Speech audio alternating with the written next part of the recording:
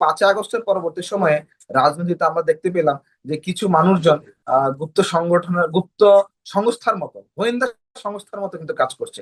রাজনৈতিক সংগঠন আর কিন্তু গোয়েন্দা সংস্থা কিন্তু এক জিনিস না। রাজনীতি তো সাধারণ মানুষের সাথে ডিলিংস করার ব্যাপার থাকে।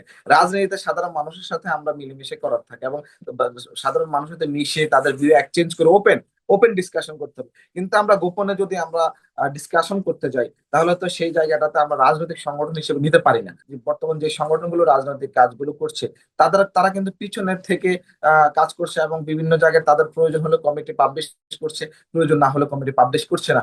আমরা দেখি যে যাদেরকে দিয়ে কমিটি দেওয়া হয় বিভিন্ন জায়গায়, ঢাকা বিশ্ববিদ্যালয়, জগন্নাথ বিশ্ববিদ্যালয়, শীর্ষস্থানীয় নেতৃত্ব কিন্তু একটা সময় জয় বাংলা, জয় বঙ্গবন্ধু এসব স্লোগানে তাদের ক্যাম্পাস মুখরিত করে রেখেছিল। তারা কিন্তু সেখানে নেতৃত্ব পাচ্ছে। আবার বিভিন্ন শিক্ষা প্রতিষ্ঠানে কিন্তু তেমন একটা আমার নেতৃত্বের আছে দেখতে পাচ্ছি না, কমিটিও দেখতে পাচ্ছি না। যেই সংগঠনের কথা বলছি, সেই সংগঠন এক এক সময় এক এক কথা বলে। 5ই আগস্ট পরবর্তী সময় আমরা দেখেছিলাম সেই সংগঠনের অনেকজন লোক যেন কোনোভাবেই ছাত্র রাজনীতি না চলে সেরকম আন্দোলন করেছিল। কিন্তু যখন এটা একটা মানে আলটিমেট রাইটস হয়ে দাঁড়িয়েছে শিক্ষার্থীদের ছাত্র রাজনৈতিক অধিকারের ব্যাপারটা, তখন কিন্তু আস্তে আস্তে দেখছি আমরা কমিটি পাবলিশ করছে।